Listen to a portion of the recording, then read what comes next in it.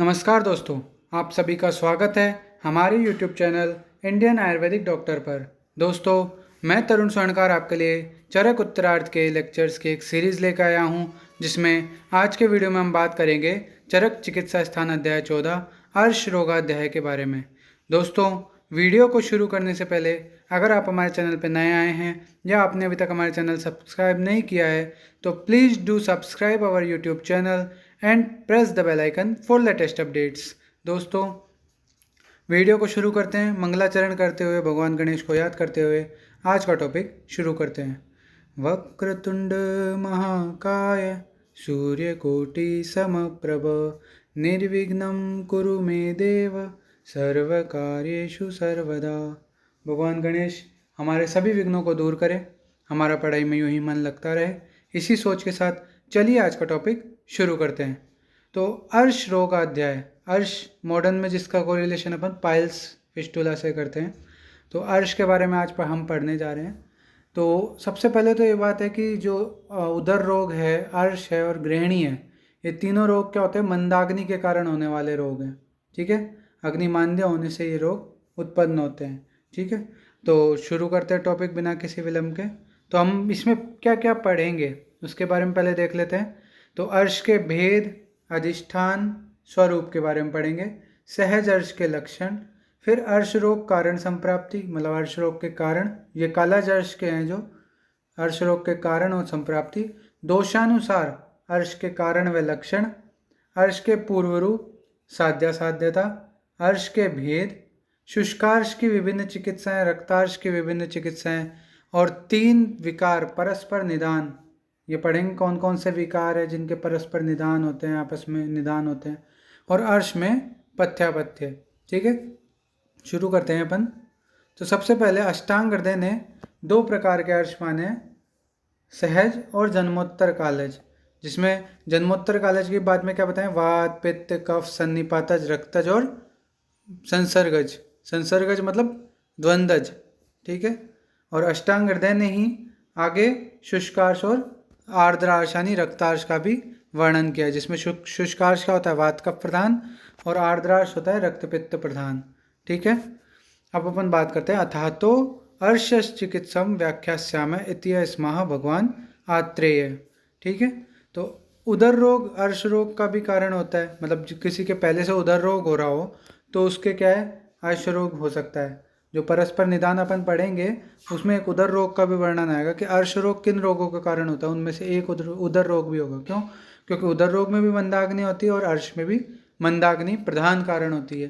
ठीक है, फिर बद्धोदर के कारण गुद प्रदेश पर दबाव पड़ने से मांस के अंकुर गुदा की वलियों में उत्पन्न हो जाता है, इसलिए उदर रोग के बाद अर्श रोग को बताना आवश्यक हुआ। मतलब अब यहाँ पे ये बता रखा है कि उदर के बाद आचार्य चरक ने अर्श का वर्णन क्यों किया, उस बारे में यहाँ पे बता रखा है कि बद्धोदर जब किसी रोगी के हुआ तो उसमें क्या हुआ? बद्धोदर में क्या होता है? गुदा प्रदेश में जैसे कोई भी अशुद्ध पदार्थ, बाल वगैरह, वो क्या होते हैं? जमा हो जाते हैं। उससे क्या होता है? जो अवरुद्ध हो जाता है, जो अपना गैस्ट्रोइंटेस्टाइनल ट्रैक है, ठीक है, जो कोष्ठ है, वो अवरुद्ध हो जाता है। अब वो अवरुद्ध होने से क्या होता है कि जो मल है उसका निष्कासन प्रॉपर नहीं हो पाता है, मल वहाँ पे फंसा रह जाता है। ठीक है, मलाशय में। तो उससे क्या होता है कि जो गुदवलियाँ होती हैं उन पर दबाव उत्पन्न होता है। उन पर दबाव उत्पन्न होने से मांस के अंकुर उत्पन्न हो जाते हैं वहाँ पे। ठीक है, जिनको अपन अर्श कहते हैं। फिर अर्श की व्युत्पत्ति क्या बता रहे हैं यहाँ पे? अरिवत प्राणान ऋणाति इति अर्श है कि जो शत्रु के समान प्राणों को नष्ट करता है उसे अर्श कहते हैं। वाग्भट ने भी कहा है कि अरिवत प्राणिनो मांस कील का विशसंति यत अर्शांसी तस्माद उच्यते गर्भ मार्ग गुद मार्ग निरोधतः। यानी कि ऐसा जो अर्श अरिवत मतलब शत्रु के समान प्राणों को हरने वाले जो मांस कीलक होते हैं उनको अर्श कहते हैं। ये अर्श जो गुद मार्ग है उसको निरोधते हैं यानी अवरुद्ध करते हैं। ठीक है, फिर यहाँ पे अपन आगे आते हैं, इम्पोर्टेंट चीज़ पढ़ेंगे अपन। अर्श के भेद तो द्विविधानी अर्शांसी कानिचितानी सहजानी, कानिचित सहजानी और कानिचित कालजानी, कि जो अर्श है वो 2 प्रकार के होते हैं, सहज और कालज। ठीक है, अब यहाँ पे सहज के बारे में ही बता रखा है, तत्र बीजम गुदवली बीजोपतप्ताम मेतन बीजोपतप्त आयतन अर्शसाम सहजानम। कि जो अगर जो सहज अर्श होते हैं वो क्या होते हैं, असल में बीज दृष्टि के कारण होते हैं।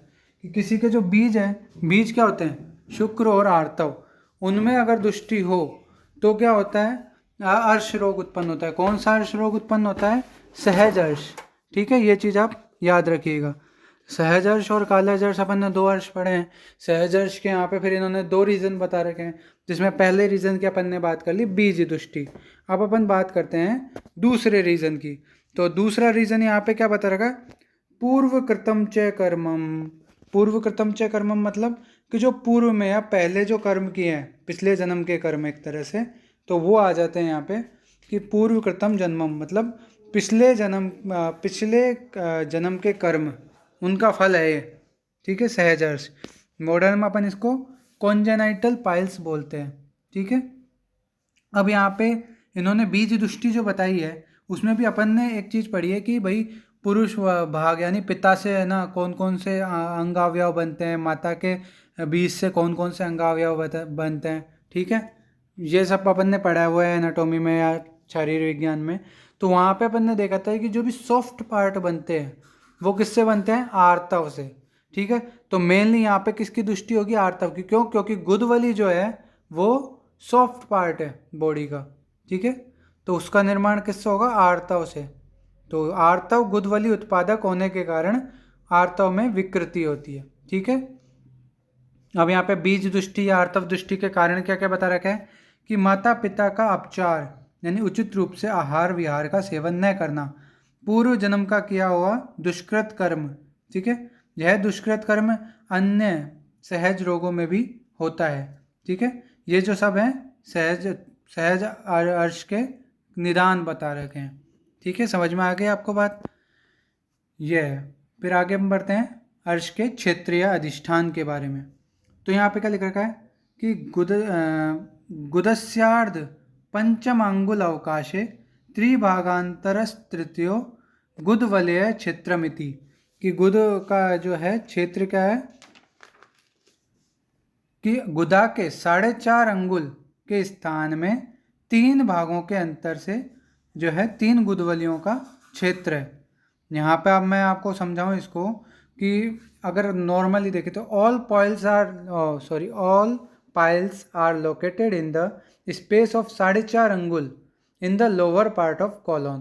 कि जो अपनी कॉलोन है या गुदा मार्ग है, ठीक है, उसके जो आखिरी के जो पार्ट है, आखिरी जो नीचे से 4.5 अंगुल ऊपर जाते हैं अपन, तो उस पार्ट के अंदर जो है ये लोकेटेड होते हैं सारे पाइल्स।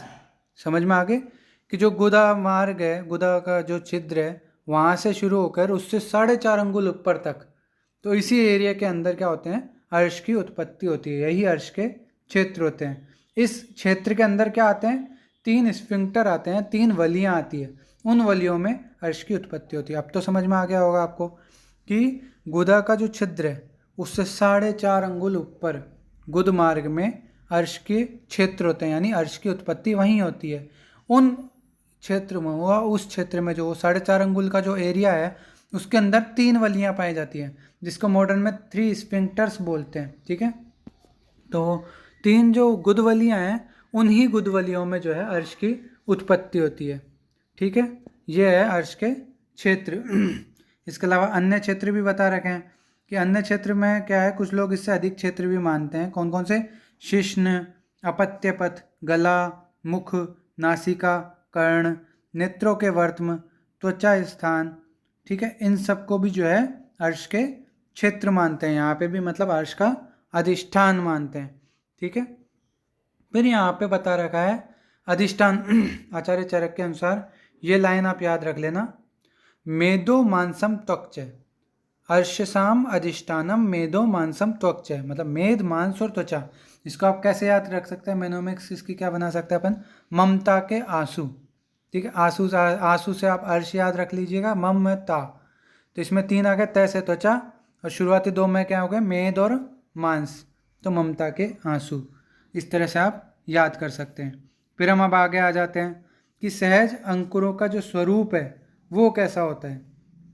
तो कानिचिद अणुनी, कुछ होते हैं अणुरूप, अणुरूप मतलब छोटे।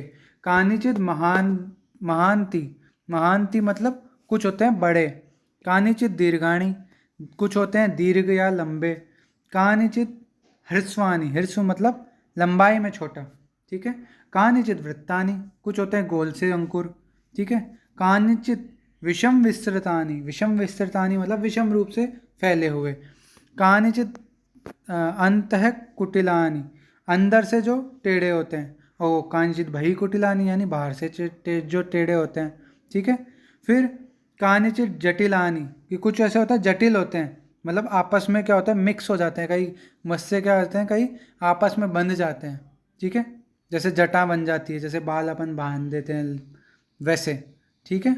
फिर आता है कानिचित अंतर्मुखानी, कि कुछ के क्या होता है मुख जो है भीतर की ओर होता है, और कुछ क्या होता है दोष अनुबंध वर्णानी, कि जिस दोष की उनमें प्रधानता होती है उसी वर्ण की उनमें उपस्थिति होती है। इस प्रकार जो है सहज अर्शों के अंकुर जो होते हैं उनके उनके स्वरूप हो गए, ठीक है। अब यहाँ पे आपको एक चीज़ याद रखनी है पीजी के लिहाज से, कि यहाँ पे पूछेंगे अग्नि की रक्षा किन रोगों में करनी चाहिए। तो अग्नि को अपन क्या बोलते हैं आग, तो वही अपने ट्रिक है AAG आग। तो अर्श, अतिसार और गृहिणी, इनमें अग्नि की रक्षा करनी चाहिए। वैसे तो अग्नि की स्वस्थ व्यक्ति को भी रक्षा करनी चाहिए, लेकिन इन रोगों में विशेष रूप से अग्नि की रक्षा के बारे में बताया गया है, ठीक है। अब सहज अर्श के लक्षणों की बात करें तो सहज अर्श के लक्षणों में क्या कहेंगे कि इसमें क्या होता है कि व्यक्ति जो है कृश दीन है ना, और बीमार सा रहता है, ठीक है। इसके अलावा क्या है व्यक्ति विशेष रूप से विबंध से पीड़ित रहता है, ठीक है। उसके वात मूत्र पुरुष रुक रुक कर आता है। अब चूंकि विबंध है, जो अपान वायु का वेग है वो विकृत हो चुका है, ठीक है। तो यहाँ पे क्या होगा जो उसके नेचुरल वेग है नीचे के, जैसे कि अपान वायु का वेग मूत्र का पुरुष का, वो क्या होता है विबंध के कारण रुक जाते हैं। मूत्र में शर्करा अश्मरी निकलती है, ठीक है। अनियमित रूप से मलबंध रहता है। मल का कभी अच्छी प्रकार से निकल पाता है, कभी रुक जाता है। कभी मल पका हुआ होता है, कभी कच्चा या आम मल निकलता है, ठीक है। कभी शुष्क मल निकलता है, कभी पतला द्रव के समान मल निकलता है, ठीक है। कभी कभी बीच में श्वेत पांडु हरा पीला रक्त अरुण पतला पिच्छिल मुर्दे के समान गंध वाला इस प्रकार का जो है मल त्याग करता है, मतलब विषम रूप से मल त्याग करता है वो। कभी तो उसको मल त्याग होता है, कभी नहीं होता। कभी सूखा सूखा मल निकलता है, कभी गाढ़ा मल निकलता है, मतलब पतला मल निकलता है, ठीक है। फिर कभी इसमें कलरफुल मल निकलता है, जैसे कभी श्वेत निकल के कभी हरा निकल के, वो क्या है दोषों के अकॉर्डिंग निकलता है, ठीक है। फिर कभी मुर्दे जैसी गंध वाला निकलता है, कभी आम गंध ही निकलता है। इस प्रकार का जो है मल त्याग करता है। फिर उसके गुदा में शूल प्रवाहिका रोमांच प्रमेह है, ठीक है। प्रमेह मतलब बहुमूत्रता हो जाना, बहुत ज़्यादा टॉयलेट आना। गुड़गुड़ाहट उदावर्त, इंद्रियों में कफ आदि द्रव वस्तुओं का जो है लेप किया हो ऐसा प्रतीत होना, ऐसा अनुभव होना। डकार रुका हुआ होना, ठीक है। और खट्टा जो है खट्टी डकार टाइप आना, ठीक है। व्यक्ति दुर्बल हो जाना, जाठराग्नि अधिक दुर्बल हो जाना, अल्प शुक्र वाला हो जाना, व्यक्ति का क्रोधी हो जाना, रोग की कठिनता से आरोग्य लाभ करने वाला होना, ठीक है। इसके अलावा काश श्वास तमक श्वास तृष्णा हिल्लास, बहुत सारे लक्षण हैं, आपको जितने याद हो जाए इसमें बहुत बढ़िया है। बस ये चीज़ याद रखनी है प्रकूपिता पंच वायव है, कि सहज जो हर्ष होते हैं उनमें पांचों वायु प्रकूपित होती हैं, ठीक है। पित्त श्लेष्मणों, पित्त और श्लेष्मा का भी जो है वहाँ पे प्रकोप होता है। चाहे अर्शांसी समित भवन एतान, मतलब इन सब की जो है यहाँ पे विकृति होती है। देखो यहाँ पे लिख भी रखा है कि जो है सहज अर्श से पीड़ित व्यक्ति के अर्श द्वारा गुद मार्ग अवरुद्ध हो जाने के कारण अपान वायु ऊपर की ओर चलती है, और समान व्यान प्राण उदान वायु को तथा पित्त कफ को भी कुपित कर देती है। इस प्रकार कुपित पांचों वायु पित्त और कफ अर्श से पीड़ित रोगी पर आक्रमण कर इन उपयुक्त विकारों को उत्पन्न करते हैं। इस प्रकार जो है सहज अर्श का वर्णन कर दिया गया है, मतलब सहज अर्श के लक्षणों के बारे में बता दिया गया है। इसमें आपको मेन चीज जो याद रखनी है वो ये रखनी है कि इसमें त्रिदोष प्रकोप तो होता है, लेकिन त्रिदोष में भी वायु में पांचों वायु प्रकोपित होती है। पहले अपान, फिर अपान के कारण क्या होती है बाकी चारों वायु और कफ पित्त भी प्रकोपित हो जाते हैं। अब यहाँ पे अपन उत्तर कालज यानी कालज जो है अर्श उनके बारे में व्याख्या की जाएगी। एक है अर्श का स्थान, जो अपन ने देखे थे क्षेत्र, वो क्या था 4.5 अंगुल एरिया, उसमें क्या थी गुदवलियाँ। तो यहाँ पे पूछ लिया अगर अर्श का स्थान क्या होता है तो वो गुदवली लिखना है उसमें आंसर। ठीक है। फिर उसके बाद यहाँ पे अर्श के कारण या निदान बता रखे। निदान ज़्यादातर क्या होंगे अर्श के, कि या तो है ना त्रिदोष प्रकोपक निदान हो गए, मिक्स निदान हो गए। ठीक है। इसमें भी मंदाग्नि करने वाले निदान आपको सबसे पहले लिखने हैं। पहला निदान तो मंदाग्नि है अर्श का। ठीक है। फिर दूसरा निदान उत्कट विषम कठिन आसन, ये जहाँ पे जो लिख रखा है तत् उत्कट विषम कठिन आसन सेवन। ठीक है। मैं आपको सबसे पहले वो निदान बता रहा हूँ जो सबसे इम्पोर्टेंट है, कॉमन है, कि या तो आप मंदाग्नि हो गई, आपके शरीर में लंबे टाइम से मंदाग्नि है, या फिर आप है ना आपके क्या हो रहा है कि विषम आसन पे ज़्यादा से बैठ रहे हैं। ठीक है। विषम आसन के रूप में मतलब विषम पोजीशन में बैठ रहे हो। ठीक है। या फिर है ना ऐसी जगह बैठ रहे हो जो आपके लिए कंफर्टेबल नहीं है, कॉम्फी नहीं है। फिर उसके बाद क्या हो गया कि ऐसे यान की सवारी करो जो ज़्यादा, जैसे अपने इंडिया के रोड्स होते हैं, क्या होते हैं गड्ढे वाले, टेढ़े मेढ़े खराब से।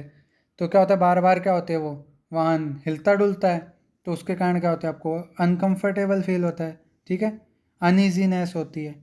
तो वही है यहाँ पे विषम आसन की सवारी करना। ठीक है। ये लिख रखा है उद्भ्रांतया उद्भ्रांत यानोष्ट्र यानाद अति व्यवायात। ठीक है। कि है ना जो उद्भ्रांत मतलब यान है उनकी सवारी करने पे, ठीक है, या फिर अति व्यवाय करने से। ठीक है। इनसे क्या होता है जो अपने जन्मोत्तर कालाजाश की उत्पत्ति होती है, या फिर वेगों का बलात् निष्कासन या आए हुए वेगों को रोकने से। ठीक है।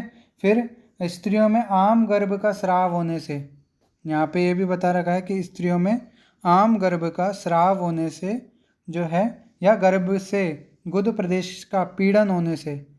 ये देखो यहाँ पे लिख रखा है ये आम गर्भात स्रावो उत्पीड़न विषम प्रसूति भी इम्पोर्टेंट है। ये जितने भी मैंने अंडरलाइन कर रखे हैं ये बहुत इंपॉर्टेंट है। ठीक है। ये आप जरूर अंडरलाइन कर लीजिएगा, ये पूछ लिए जाते हैं, यूं क्यों उठा के पीजी में भी पूछ लिए जाते हैं कि ये किसका निदान है। ठीक है। इसके अलावा दधी मांस, ठीक है, गाय वगैरह का मांस जो हैवी होता है, गुरु मधुर शीत अभिसंधि कफकारक अन्नपान। ठीक है। इसके अलावा नूतन सूक्ष्म धान्य का अधिक सेवन, कच्ची मूली का सेवन, किलाट शुक्त लहसुन तक्रपिंड। ठीक है। इक्षु विकार, इनका क्या है अधिक सेवन। इसके अलावा अधिक स्नेहपान, अगर संशोधन उचित रूप से न हो पाया हो। ये सब क्या होते हैं, ये जल कालज जो अर्श है उसके निदान है। ठीक है। उनके निदान है। ये सब आप एक बार रीडिंग मार लीजिएगा। कोई डाउट हो कि कोई निदान आपको समझ में नहीं आ रहा हो तो आप कमेंट बॉक्स में ज़रूर पूछिएगा। सारे एक एक निदान पढ़ूंगा तो उसमें बहुत टाइम जाएगा। ठीक है। तो ये आपका हो गया निदान। संप्राप्ति में क्या है कि आपने निदान सेवन किया, उसके कारण क्या होता है अपान वायु का प्रकोप होता है। अपान वायु क्या होती है फिर आगे संचित मल में जाकर गुदवलियों पे आघात करती है। ठीक है। गुदवलियों पे आघात करती है तो उन वलियों में क्या होती है अर्शों की उत्पत्ति होती है। ठीक है। समझ में आ गया। निदान सेवन किया, उससे सबसे पहले अपान वायु, फिर बाद में त्रिदोष प्रकोप हुआ, फिर उसके बाद क्या हुआ कि आगे अपान वायु क्या होते हैं मल में जाती है और गुदवलियों पर आघात करती है। गुदवलियों पर आघात होने से क्या होता है कि अर्श के मस्सों की या अंकुरों की उत्पत्ति हो जाती है। ठीक है। इस प्रकार जो है ये अपने निदान और संप्राप्ति हो गई। अब अर्शों के प्रकार, जो कालज अर्शों के प्रकार कुछ नहीं है, जो उनके अंकुर होते हैं उनकी जो है ना टाइप्स होती हैं, मतलब उनकी शेप जो होती है उसके अकॉर्डिंग ही इनके क्या बोलते हैं प्रकार हो गए। एक तरह से आप इसको बोल सकते हैं कॉमन शेप्स, इनकी क्या आकृति होती है सामान्यतः। तो सरशप, मसूर, माश उड़द को ही बोलते हैं, मूंग मुदग मतलब, और मकुष्ठक यानी मोठ, यव मटर, ठीक है, मदन फल, टिंटिकेर यानी करीर, ठीक है, केबुक, तिंदुक, करकंदू, ये काकणतिका, ठीक है, बिम्बी, बदर, करीर, गूलर, खरजूर, जामुन, गोस्तन, अंगुष्ठ, ठीक है, गोस्तन, अंगुष्ठ, कशेरू, सिंगाड़ा, काकड़ा, सींगी, मुर्गा, मोर, सुग्गा की चोंच या जिह्वा, पद्म, मुकुल, कर्णिका। ये जो इनकी जो आकृति होती है उसी आकृति के क्या होते हैं गुदा में अंकुर उत्पन्न हो जाते हैं। ठीक है। फिर इसके बाद क्या है यहाँ पे जो अपने अन्य आचार्य हैं उन्होंने क्या बता रखा है, उन्होंने अलग अलग दोष के अकॉर्डिंग जो है आकार बता रखा है। ये आप एक बार रीडिंग मार लीजिएगा, ठीक है। यहाँ पे जो है दोषानुसार जो है आकार बता रखे हैं, ये चीज़ इम्पोर्टेंट है। अब पहले अपन ने अर्श के भेद पढ़े थे किसके अकॉर्डिंग, एक तो पढ़े थे अपन ने क्या बोलते हैं सहज अर्श और कालज अर्श, उत्पत्ति के अकॉर्डिंग। अब अपन पढ़ते हैं दोषानुसार अर्श के भेद।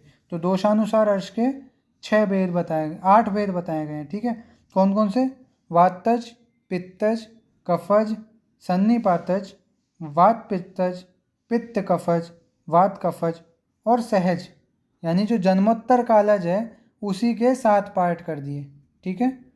समझ में आई ये बात कि पहला तो सहज था ही, जन्मोत्तर कालज के भी उन्होंने 7 पार्ट कर दिए। इस प्रकार दोषानुसार अर्श के भेद बता दिए, ठीक है। फिर आते हैं आप सबसे पहले अपन वातज अर्श के लक्षण, वातज अर्श के लक्षण के बारे में, ठीक है।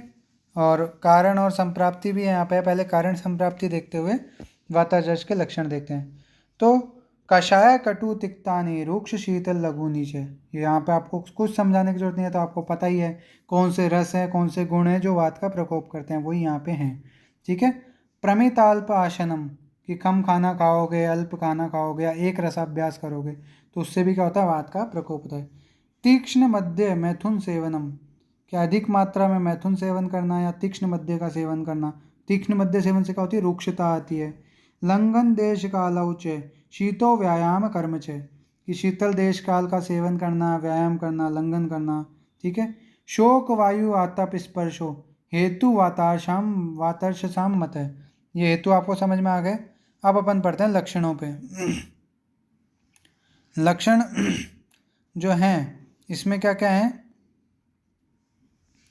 सबसे पहले अंकुर की बात करें तो अंकुर कैसे होंगे, यहाँ पे बता रखा है शुष्क, म्लान, कठिन, परुष, रुक्ष, शाव, इस प्रकार का जो है अंकुर होंगे। इसके अलावा तीक्ष्णाग्रानी, कि उनका जो आगे वाला पार्ट होता है वो क्या होता है, तीखा होगा, तीक्ष्ण होगा। वक्र, टेढ़े होंगे। स्फुटित मुखानी, मुख क्या होगा, स्फुटित या फटा हुआ सा ऐसा कुछ फील होगा, ऐसा दिखाई देगा, ठीक है। फिर उसके अलावा विषम विस्तृतानी, कि विषम रूप से फैले हुए। इस प्रकार का जो है आपको अर्शांकुर को समझना है, ठीक है। इसके अलावा रोगी की बात कर तो प्रवाहिका, आदमान, ठीक है, और मूत्रेंद्रिय, वृषण, बस्ती, वंक्षण, हृदय प्रदेश, इनमें क्या होगी, इस पे जकड़ाहट होगी, ठीक है। अंगमर्द होगा, हृदय द्रव, कि भाई ऐसा हृदय में घट्टन टाइप होगा, ठीक है। फिर उसके अलावा प्रतत विबद्ध वात मूत्र वर्चांसी, कि जो उसके वात मूत्र और वर्च यानी मल का जो है वेग वो रुक जाएगा। फिर उरु, पार्श्व, कटी, पृष्ठ, त्रिक, उदर, इन सब में क्या होगी, वेदना, शूल होगी, ठीक है। छींक, डकार, प्रतिशय, कास, उदावर्त, आनाह, शोष, मूर्छा, अरोचक, मुखवैरस्य, तिमिर, ये सारे जो हैं यहाँ पे लक्षण बता रखे हैं। जो पुरुष है, मूत्र है, त्वचा, मूत्र वगैरह हैं, ये सब शाव वरुण वर्ण के होंगे। जो कॉमन वात के लक्षण है वो सभी आपको लिख देने हैं, ठीक है। शूल है विभिन्न प्रकार के, वो कॉमन वात के लक्षणों में आता है, ठीक है। इसके अलावा शाह वरुण वर्ण का हो जाना, शरीर का, त्वचा का, मूत्र का, मल का, ये भी कॉमन वात का लक्षण है, ठीक है। वात है, वात प्रकोप रहा है, उदान वायु को, अपान वायु को, और मेनली तो विबंध वगैरह भी यहाँ देखने को मिल जाएंगे, ठीक है। अंगमर्द, हृदय द्रव भी देखने को मिल जाएंगे, और क्या हो जाएगा, ठीक है। ये सब जो है फड़काहट, चुभने जैसी पीड़ा, ये सब यहाँ पे दिखाई देंगे। इसके अलावा इसमें क्या होंगे, ये किस चिकित्सा से शांत होंगे, स्निग्ध व उष्ण चिकित्सा से, ठीक है। बाकी डिटेल में इनकी चिकित्सा है यहाँ पे आगे पढ़ेंगे अपन। तो अभी के लिए जान लो जो वातज अर्श है वहाँ पे स्निग्ध और उष्ण चिकित्सा से लाभ होता है, ठीक है। अब पित्तज अर्श के कारण और लक्षण, सबसे पहले कारण देख लेते हैं। तो कारण क्या है, कटु, अम्ल, लवण, क्षार, व्यायाम, अग्नि, आतप, प्रभा, देश कालव, शिशिरौ, क्रोधो, मध्य, मसूयनम, ठीक है। विदाही तीक्ष्णम उष्णम च सर्वम पानान्न भेषजम पित्तोल्बणानाम विज्ञेय प्रकोपे हेतुरर्षसाम। अब सबसे पहले कटु, अम्ल, लवण, क्षार, व्यायाम, अग्नि, आतप, प्रभा, ये सब आप जान गए, इसमें आपको कुछ समझने की जरूरत है नहीं, ये सारे पित्त को प्रकोप करने वाले लक्षण होंगे। फिर देश कालव शिशिरऊ, शिशिर ऋतु, शिशिर ऋतु क्या होती है, पित्त का प्रकोप होता है इसमें, इसलिए यहाँ पे देश काल जो है शिशिर ऋतु में सेवन, ठीक है। और उष्ण देश काल का सेवन, क्यों, उष्ण से क्या होगा, पित्त बढ़ेगा। तो ये सब। क्रोध, क्रोध के कारण क्या होता है, पित्त बढ़ता है, ठीक है। मध्य मैसून, मध्य मैसून मसूयनम मतलब मद्यपान करना, ठीक है। मध्य में क्या होता है, उष्ण तीक्ष्ण रूक्ष गुण, तो उष्ण तीक्ष्ण गुण के कारण क्या होगा, पित्त प्रकोप होगा। मसूयनम, मसूयनम यहाँ पे क्या है, असूयनम है यहाँ पे, असूयनम मतलब दूसरों की निंदा करना, ठीक है। विदाही, जलन करने वाला, तीक्ष्ण उष्ण अन्नपान का सेवन करना, ठीक है। इन सब से क्या होता है, पित्तोल्बण यानी पित्त का प्रकोप होता है। पित्त का प्रकोप होने से पित्तजर्ष की उत्पत्ति होती है, ठीक है। ये है अपना पित्तजर्ष के कारण, ठीक है। अब अपन बात करते हैं पित्तजर्ष के लक्षणों की। तो लक्षण क्या होंगे, स्पर्श असहनीय, सबसे पहले तो ये आपको याद रखना है कि जो स्पर्श में असह्य होंगे, मतलब अगर स्पर्श करते हैं उन अंकुरों को, पित्तजर्ष के अंकुरों को, तो वहाँ पे स्पर्श सहन नहीं हो पाता है, ठीक है। सबसे पहले अर्श के लक्षणों की बात करें तो अर्श क्या होगा, स्पर्श में मृदु होगा, शिथिल होगा और सुकुमार होगा, ठीक है। और स्पर्श में असह्य, सहन नहीं होगा। अंकुर का वर्ण कैसा होगा, रक्त पीत नील या कृष्ण होगा। अंकुर में या रोगी के शरीर में अत्यधिक स्वेद निकले, अंकुर में अधिक गीलापन रहता है, ठीक है। अंकुर जो होता है आम दुर्गंधी होता है, ठीक है। पतला पीला रक्त वर्ण का स्राव होता है उससे, ठीक है। इसके अलावा अंकुर में दाहा, कंडू, शूल, तोद होता है, और कई बार क्या होता है, पित्तज है तो पाक भी हो सकता है, ठीक है। अब यहाँ पे क्या लाभ करें, शीतल स्पर्श या शीतल वस्तुओं का सेवन जो होता है वो लाभकारी होता है। मल पतला पीला वर्ण या हरे वर्ण का होना हो, इसके अलावा मूत्र पीला हो, आम गंधी युक्त हो, अधिक मात्रा में निकलता हो, पुरुष भी आम गंधी युक्त हो, अधिक मात्रा में निकलता हो, तो अपन कैसा जर्श मानेंगे, पित्तजर्श।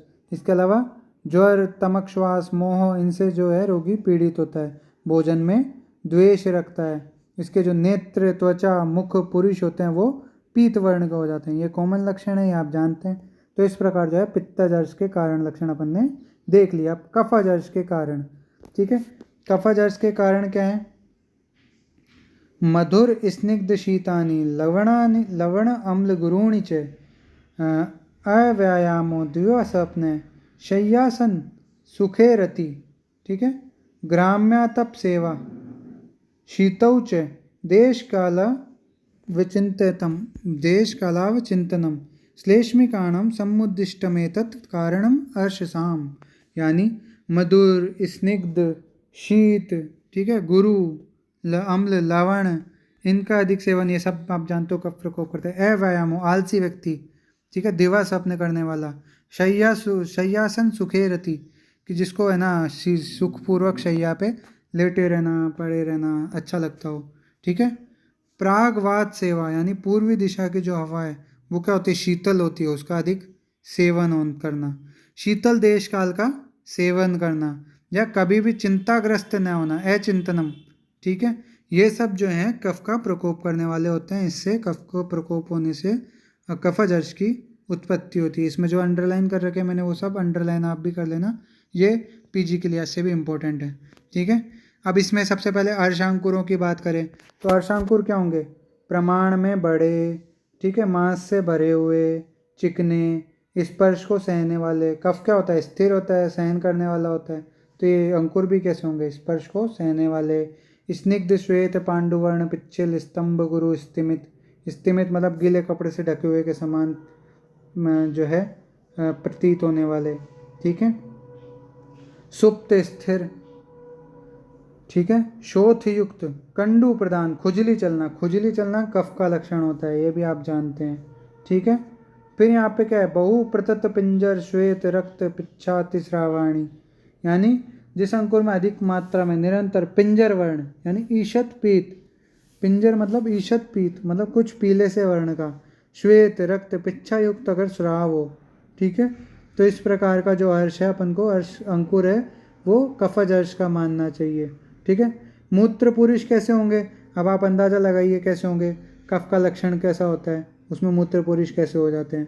तो एक तो हो जाएंगे श्वेत वर्ण के, एक हो जाएंगे गुरु और पिच्छिल चिपचिपे, क्योंकि उनमें कफ निष्कासन होगा साथ में। फिर क्या होगा, रूक्ष उष्ण वस्तुओं के सेवन से उपद्रव शांत होंगे। ये देखो, ये आपको पता ही है, क्या कफ का शीतल गुण होगा उसके अकॉर्डिंग क्या होगा, उष्ण गुण, और कफ का स्निग्ध गुण होगा उसके अपोजिट क्या होगा, रुक्ष गुण। तो रुक्ष और उष्ण का सेवन करने पे क्या होंगे, उपद्रव शांत होंगे। तो इस प्रकार जो है यहाँ पे आपको याद रखनी है चीज़ें।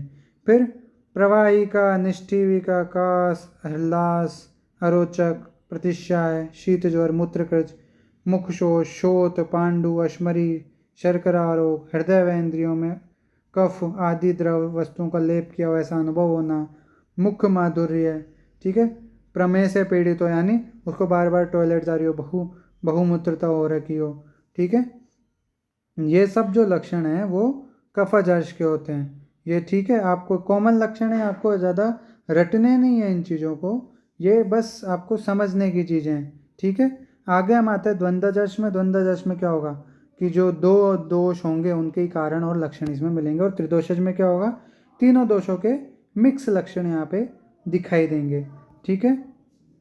यहाँ पर अपन ने अर्शों के जो है क्या बोलते हैं लक्षण वगैरह अपन ने देख लिया। पूर्व रूप की बात करते हैं।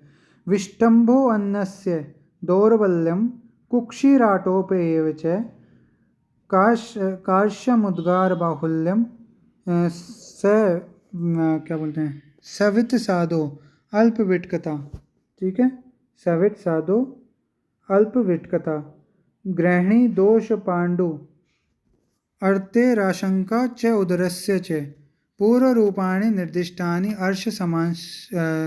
अर्शसाम विषक वृद्धिये, अर्शसाम अभिवृद्धिये, ठीक है। इसमें आपको ये लाइन बहुत इंपॉर्टेंट है, ये यूँ क्यों पीजी में उठा के पूछ रहे हैं, ग्रहणी दोष पांडु अर्तेराशंका च उदरस्य च, मतलब ग्रहणी रोग, पांडु रोग और उदर रोग से पीड़ित होने की भी यहाँ पे आशंका रहती है। मतलब ये जो पूर्व रूप है ये जब प्रेजेंट होते हैं रोगी में, ठीक है, तो उससे अपन अंदाज़ा लगा सकते हैं कि इसको अर्श रोग हो सकता है। लेकिन इसमें क्या होती है आशंका, ग्रहणी, पांडु और उदर रोग की भी आशंका रहती है। तो यहाँ पे पूर्व रूप क्या क्या बता रखा है अपन वो देख लेते हैं। विष्टम्भो अन्नस्य, मतलब खाए हुए अन्न का विष्टम्भ हो जाना यानी कब्ज हो जाना, दौर्बल्य, दुर्बलता आ जाना, कुक्षिराटोप, मतलब जो पेट है उसमें गुड़गुड़ाहट होना, कार्श्य, कमजोरी आ जाना, डकार का अधिक आना, ठीक है। इसके अलावा पैरों में अवसाद, वीकनेस इन लेग्स। इसके अलावा क्या होगा, मल की अल्प प्रवृत्ति, ठीक है, अल्प विटकता लिख रखा है ना, यानी मल की अल्प प्रवृत्ति। और फिर लास्ट में अपन ने देख लिया आशंका होती है किन किन रोगों की, ग्रहणी, पांडु व उदर रोगों की, ठीक है। वाग्भट्ट क्या मानते हैं, ग्रहणी, पांडु, उदर, गुल्म रोग की आशंका होती है। सुश्रुत, पांडु, ग्रहणी, शोष की आशंका होती है। अष्टांग हृदय, इसमें क्या बोलते हैं, अर्श का उपद्रव उदावर्त को मानते हैं, ठीक है। और जो है सुश्रुत वो बद्धगुदोदर को अर्श का उपद्रव मानते हैं। ये चीज़ें आपको याद रखनी है, ठीक है। ये बात हो गई, अपन को समझ में आ गई। फिर है अर्श त्रिदोषज होते हुए भी वातज पित्तज नाम रक्तज नाम क्यों रखा गया, तो अर्शांसी खलु जायन्ते ना सन्निपत्यतै श्रीभि दोषैर्दोष विशेषात्तु विशेष कल्पयते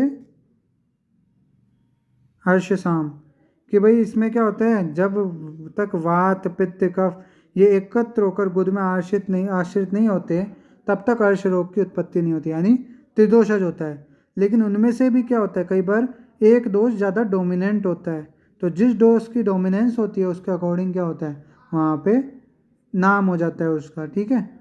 फिर उसके बाद क्या आता है अपने अर्श में त्रिदोष का प्रकोप, कि अर्श की उत्पत्ति काल में पंचात्मा वायु यानी पांचों प्रकार की वायु, पंचात्मा पित्त पांचों प्रकार के पित्त, और पंचात्मा कफ यानी पांचों प्रकार के कफ, ये सभी क्या होते हैं गुद की 3 वलियों में कुपित होते हैं।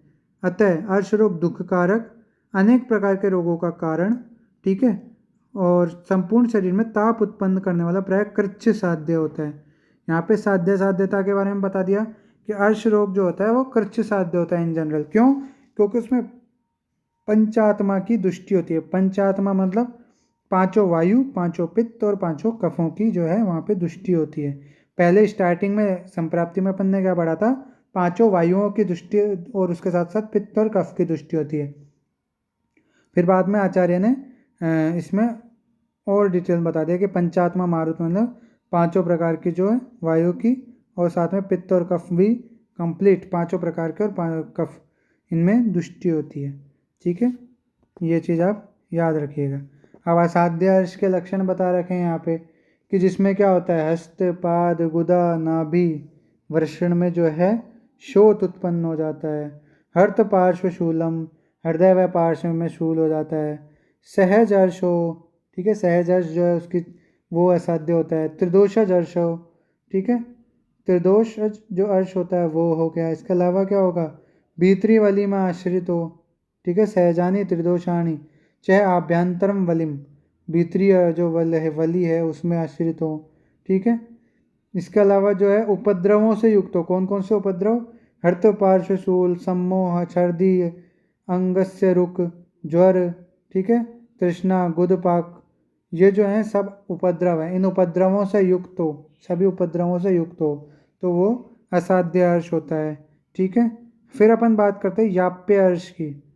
तो याप्य अर्श क्या हो गया कि दीप्ते कायाग्नि, कि जब जो है रोगी की कायाग्नि क्या होगी, कायाग्नि मतलब जाठराग्नि दीप्त हो, ठीक है।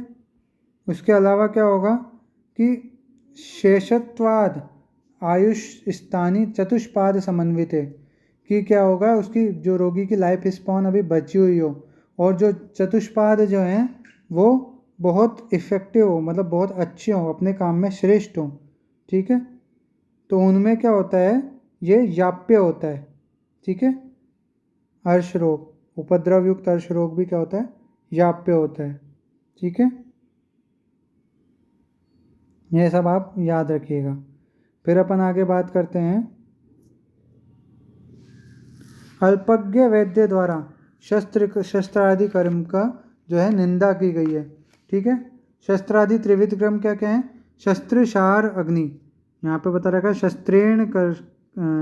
शस्त्रेण कर्तनम, ठीक है, दाहम शारेण, ठीक है, या दाहमे के अग्नि नाम। इसके अलावा मतलब शस्त्र शार और अग्निकर्म तीनों के यहाँ पे आ गया, ठीक है। शस्त्रेण कर्तनम मतलब कॉटराइजेशन से इसको अपन मॉडर्न में कोरिलेट करते हैं। दाहम शारेण यानी शार एप्लीकेशन, शार कर्म, ठीक है।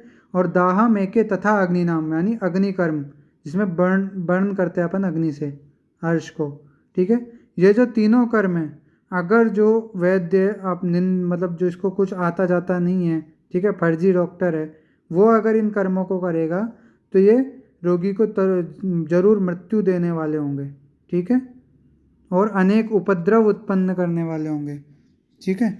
उपद्रव क्या क्या होंगे यहाँ पे ये बता रखे हैं, पुंसत्व नाश या पुंसत्व हर, इम्पोर्टेंस ही लाएगा, गुदा में शोथ करेगा, ठीक है, पुरीश के वेग में रुकावट, आदमान, उदर में भयंकर शूल, अंगों में व्यथा, रक्त का अति मात्रा में श्रावण करना, ठीक है, मांस के अंकुर का पुनः निकल जाना, अर्शत छेदन में किए हुए व्रण के भर जाने पर गुदा में क्लेद होना, उत्पन्न करना, गुद भ्रंश होना, ठीक है।